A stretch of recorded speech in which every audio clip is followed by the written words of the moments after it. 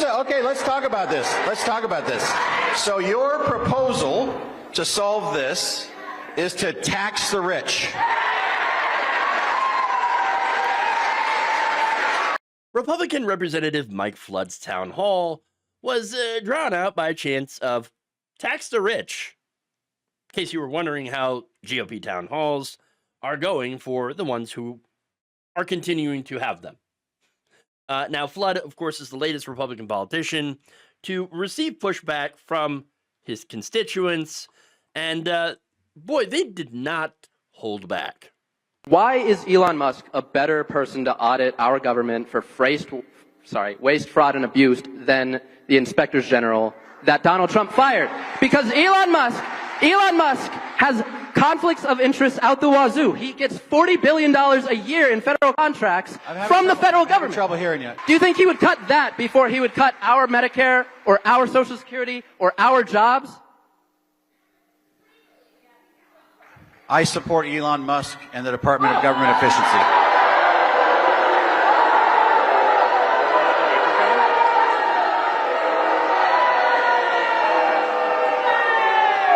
Ladies and gentlemen, here's the deal.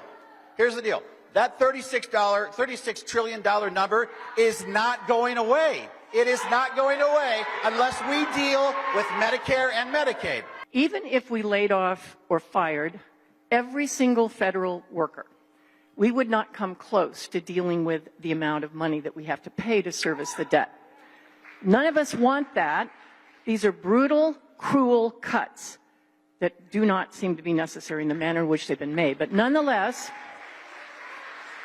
were we to actually move against the entitlements, we would still be dealing with an $800 billion service of the debt. With all the nations that our president has insulted, Japan, China, Great Britain are the major purchasers of that debt service. How will we deal with that with all the bad will that he has created? From where I sit, two things have to happen. We have to cut our spending annually. We have to cut our spending, and we have to grow the economy. There's two ways to get out of this mess. We've got to grow the economy, and we've got to cut spending. And when you cut spending, you have to make difficult decisions. And those difficult decisions mean finding government efficiencies. And for that reason, for the first time in decades, we have a president that is cutting spending. And he is looking to find efficiencies. And I support that effort.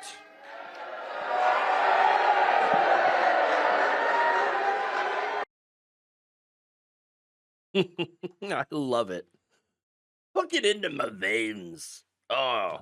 Now, by the way, this was in a red district in Nebraska. Okay. So this is a +9 Republican district. And I'm not saying that no Democrats showed up. In fact, there was one of them that did. And she was like, by the way, I'm not a paid protester. Okay. Just in case you were wondering, no, I'm not getting paid by this, right? They live here. Okay, they live in those areas, and so wait, well, hold on. Democrats live in red states too. Yes, they do.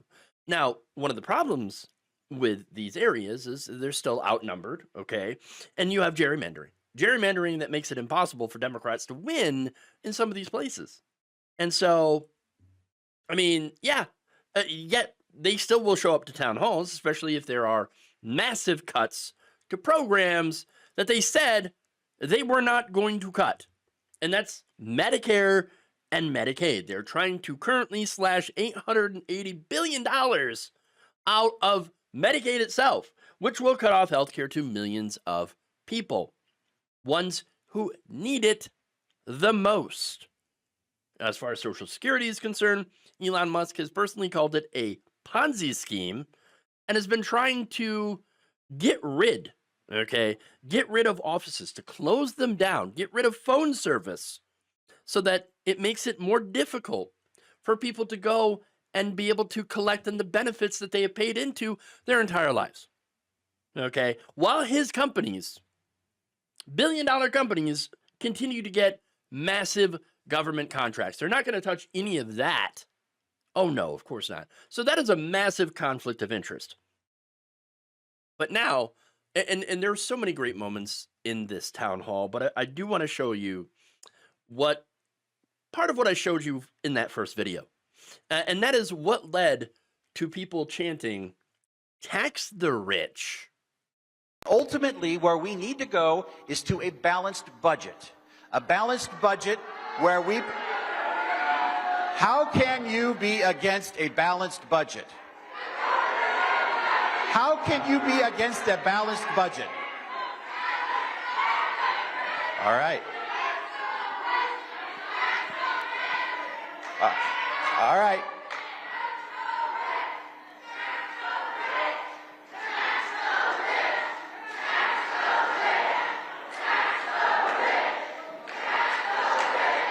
Okay, let's talk about this. Let's talk about this.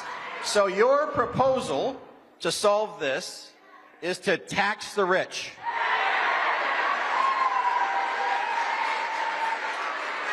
So let's talk about this, because this is actually a very good point.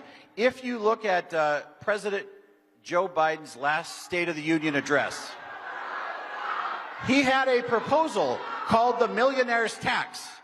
President Biden proposed a millionaire's tax. And let me tell you, if it was enacted, it would raise $50 billion a year.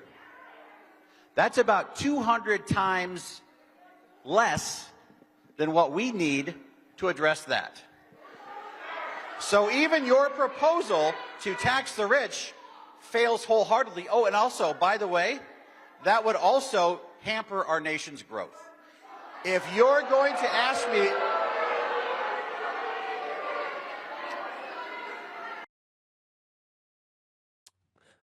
So, you want to tax the rich? Oh, we've got so much debt. The money would barely cover it. I mean, just from the millionaire's tax. Yeah, and there are also corporate taxes that you could raise. The marginal tax rate. Remember, at one point in this nation, we had a 90% tax on the rich. Okay. Marginal tax rates on the rich, 90%. Okay. But all right, you want to talk about the debt? Oh, to barely cover the debt. Where did that debt come from? Didn't just magically appear. Where did the debt come from? Oh, would you look at that? Oh, the tax cuts for the rich. The Bush tax cuts caused a lot of debt. Then, of course, the Great Recession from Bush crashing the economy in 2008, where we had deregulation in the housing market. Yeah, Great Recession. Of course, COVID-19 under Trump's administration. Oh, it's weird. It's like we seem to have emergencies during Republican administrations because they botch things. They deregulate so much to the point where the next Democratic president has to come in and spend a whole lot of money to then try to save the economy. Huh. Yeah. Now, again, we get to the Trump tax cuts adding to the debt. So would you look at that? Huh. Weird. It's not from spending, okay? It's not that we spend too much. We do not have a spending problem in this country. What we have is a low tax problem. We do not tax the rich and corporations. If you want to fix the debt, you have to reverse the tax cuts for the rich. The crowd is absolutely right. Now, the problem, of course, is people like Flood, they are owned wholly by the wealthy donors. The wealthy donors, the owner donors, they do not want their taxes to go up, even though they can easily afford it. Elon Musk, if he was taxed fairly, would still be extremely wealthy if they paid more in taxes. But instead, they would rather become the first trillionaire. That's what Elon Musk is looking for. Oh, I got to become a trillionaire because then I could be better than everybody else. That's why they will consistently tell their flunkies in Congress to vote against raising taxes and instead argue that we must cut taxes on the rich. They're going to do a $4.5 trillion tax cut for the richest people in this country. So that's the reality here. Okay. Look, I love how people are getting challenged at these town halls. I love it. I love to see it. Though I wonder at what point Flood and others are going to start following Mike Johnson's advice and hide, like many of the colleagues. Many of his colleagues. That's what Republicans do when they get challenged. They did it before, when these town halls got a little too raucous for them. When real voters actually showed up and started challenging them, their instinct was to run away and hide. And that's what, fortunately, a lot of them are doing and are going to continue to do. Thank you for watching. If you enjoyed this video, please like, share, subscribe, hit the bell icon in order to get notified whenever a new video is released. And if you want to support independent, progressive media through this difficult time where it seems like everybody is shutting down, you can become a member on our YouTube page, you can become a subscriber on Facebook, or you can go to my Patreon. It's patreon.com/Jeff Waldorf. Thank you.